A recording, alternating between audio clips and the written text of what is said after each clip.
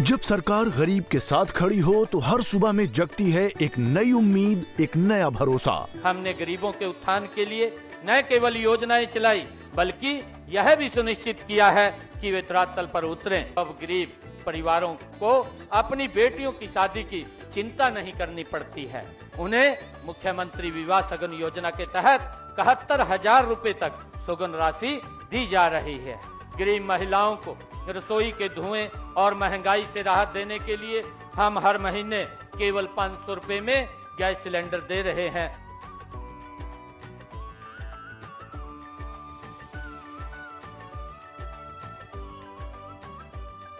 मुख्यमंत्री ग्रामीण आवास योजना से अब हर गरीब के सिर पर छत है और मुफ्त प्लॉट से मिला है जीने का सम्मान। मुझे मुख्यमंत्री आवास योजना से घर और स्वच्छ भारत मिशन ग्रामीण से शौचालय का लाभ मिला है। पीएम सूर्य घर मुफ्त बिजली योजना से खेतों और घरों में मुफ्त बिजली पहुंच रही है। अब किसान भी आत्मनिर्भर और बच्चे भी रोशन भविष्य की ओर। जब गरीब को इलाज का बोझ न उठाना पड़े और बुजुर्गों को मिले 5 लाख रुपए तक का मुफ्त उपचार, तभी तो हर चेहरे पर लौटती है मुस्कान। गरीब की खुशहाली ही हरियाणा की असली पहचान है। जब हर चेहरे पर मुस्कान हो तभी पूरा होता है सशक्त हरियाणा का सपना।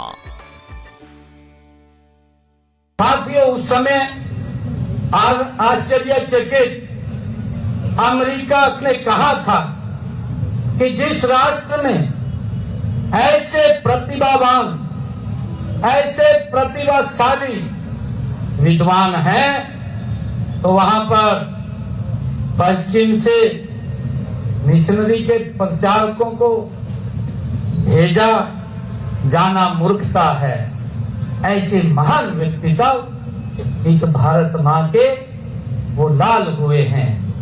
साथियों, हमें गर्व है कि जिस प्रकार 19वीं शताब्दी में स्वामी जी ने भारतीय संस्कृति का डंका विदेश में बजाया है, उसी तरह उनके आदर्शों और सिद्धांतों पर चलते हुए आज हमारे देश के यशस्वी प्रधानमंत्री आदरणीय नरेंद्र मोदी जी भी विश्व में भारत के गौरव को और भारत की गरिमा को पूरे विश्व में ऊंचा करने का काम नरेंद्र मोदी जी कर रहे हैं।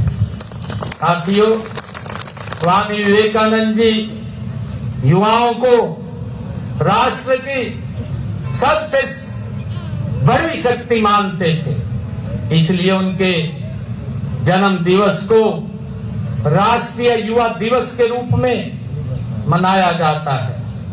वे युवाओं के सशक्त और स्वावलंबी बनने की बात करते थे।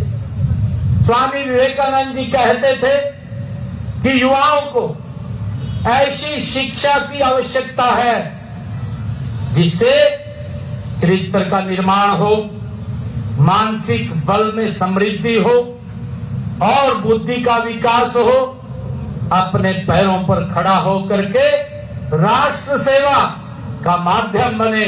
ये स्वामी विवेकानंद जी का ये विचार था। स्वामी जी कहते थे कि हमारे युवाओं के भुजदंड लोहे के हों, लोहे जैसे हों और मांसपेशियां फौलाद जैसी हों। तो स्वामी विवेकानंद जी बोलते थे, साथियों, वो कहते थे कि यदि मुझे 100 ऊर्जावान और चरित्रवान युवा मिल जाए तो मैं पूरे देश में देश की तस्वीर बदल करके रख दूंगा।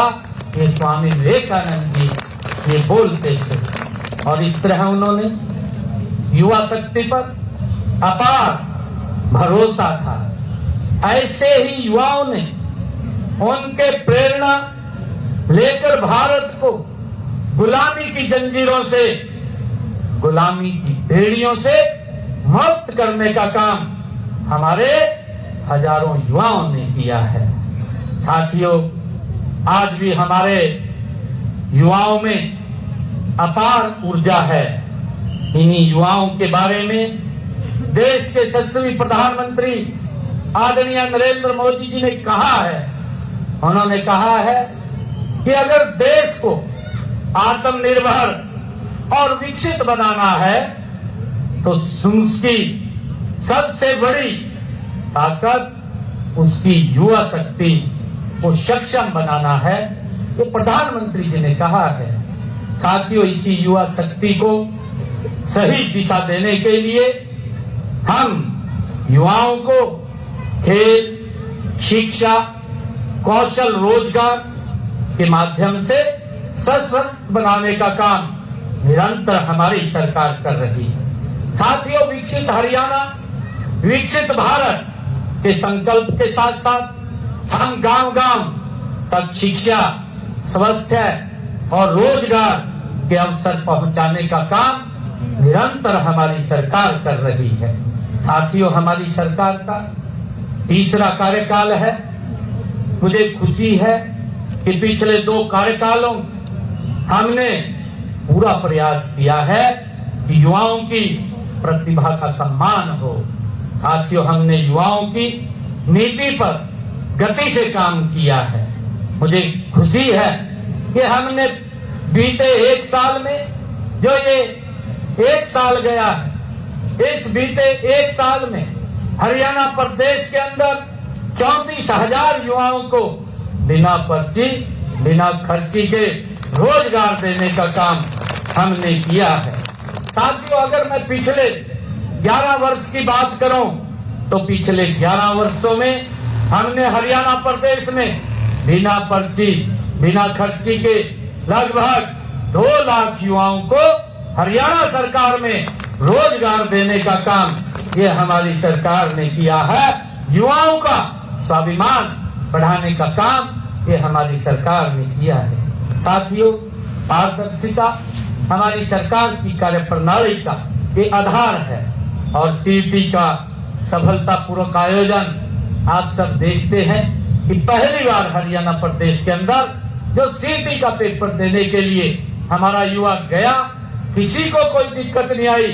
हमारी सरकार ने ऐसे उच्च प्रबंध किए कि बच्चे को घर से, गांव से लेकर के उसके सेंटर तक और सेंटर से लेकर के उसके गांव तक पहुंचाने की व्यवस्था ये हमारी सरकार ने की, जिसमें